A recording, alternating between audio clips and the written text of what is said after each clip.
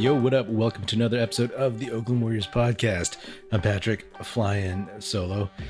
So this episode is about James Wiseman. My buddy Aram in Toronto on this Saturday afternoon texted me Anthony Slater's tweet about Wiseman having some complications, having another setback with his injured knee, and he won't be playing in his fourth G League game on Sunday for the Santa Cruz Warriors, and that sucks. Wiseman apparently has some swelling in that surgically repaired right knee, and honestly, this is such a bummer. I've been a big James Wiseman fan since the summer of 2020, and I was all on board for the Warriors drafting him. But it just sucks because, first of all, I really like James Wiseman as a person. From what I could tell, he just seems like a good dude, a good young kid, smart, thoughtful kid, and really, really wants to do well. He just has had some really, really terrible luck.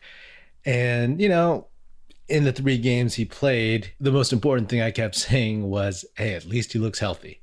All the other parts of his game, we knew that they were going to be rough. We knew that he was not going to be polished, but he could do some things that could help this team. Obviously, I'm not a doctor, but for how it seems the Warriors organization goes about these kinds of injuries, they always err on the side of caution, which they should.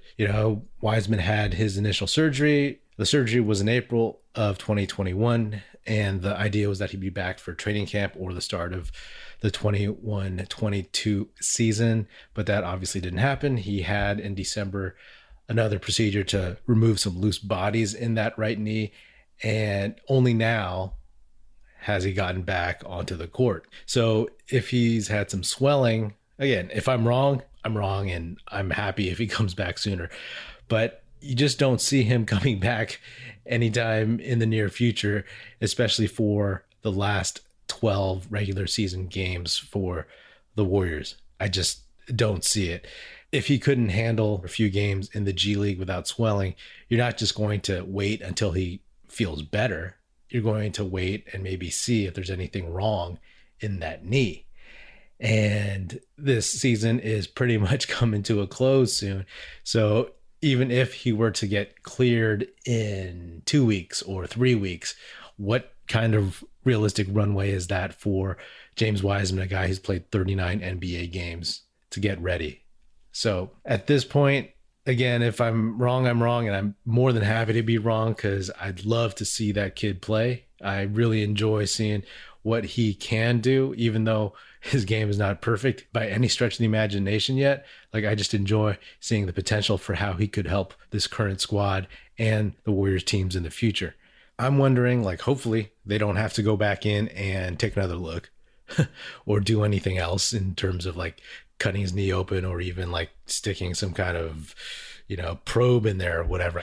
But you sure as hell hope that he can at least play and train over the summer, that he can play summer league, because he desperately needs the reps. Yes, he's still young, but he's missing a few years almost at this point of really, really critical development basketball. These are the years where he learns how to play. And if he doesn't get that, it's at 21, 22, is he going to be able to learn as quickly? Again, that's still young, right? 20 years ago, some dude's in college and he's still learning, and that's okay.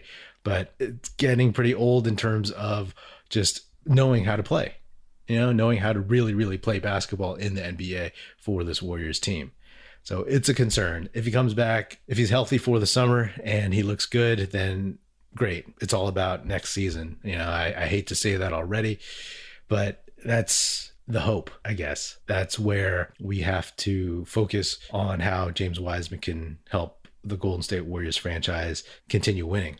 If he can't play in the summer, that's going to be rough, man. That's going to be really, really rough. We always heard with meniscus tears that people can come back quick. They can take forever. They can be pretty smooth transitions from before the injury to after the injury, or there can be complications. Right? It's not as straightforward, at least to me, as, say, an ACL tear, right? Those seem to be pretty straightforward. Like you tear it, you're out for a year, maybe a little bit longer to be safe, and then you come back strengthened, etc. But for a meniscus, for a guy who's 7 feet tall, that's worrisome, that's worrisome. And the other thing too is that he looks bigger, and he's said in interviews that he's put on 10 to 15 pounds of muscle. And in previous episodes recently where I talked about Wiseman and watching him in the G League, a question I always had was like, oh, I hope he doesn't put on a bunch of muscle and then his body can't handle it, because he hasn't played that much, and he's been growing over the last 3-4 years, I'm sure, not only in terms of height, but like just weight, muscle. I tossed out there, hopefully he can get used to his body and how to move with his body, and that his joints, his muscles, his ligaments, all those things can bear the weight that he's adding on, especially weight that he didn't play with before he got hurt, right? It's like, say you weigh a certain amount and you have a leg injury, and then you rehab and you come back, you put on more weight, good weight, muscle weight, but still more weight nonetheless. And then you come back from that injury, and your joints and everything in those joints, they have to support the new weight as well. Speculation, just something I wanted to bring back and throw out there, but who knows? Who knows? Hopefully the diagnosis in coming days, coming weeks is more positive than negative, but we'll see. College basketball fans, join the action on the court during the biggest tournament of the year with DraftKings Sportsbook. Turn your team's victory into your own big win. New customers can bet $5 on any team to win and get $200 in free bets if they do. It's that simple. If they win, you win. If Sportsbook isn't available in your state yet, you can still join the college hoops action with DraftKings pools. Everyone can play free pools all March long for a shot at a share of over $250,000 in prizes. Simply join a pool and answer questions like, who will make it to the next round, and who will hit the most three-pointers? Then track your results. Download the DraftKings Sportsbook app now. Use promo code TBPN. Bet $5 on any college hoops team to win and get $200 in free bets if they do. If they win, you win with promo code TBPN this week at DraftKings Sportsbook. 21 and over. Restrictions apply. See show notes for details. And another thing Aram in Toronto mentioned to me was, there's all the chatter about, the Warriors should have drafted LaMelo.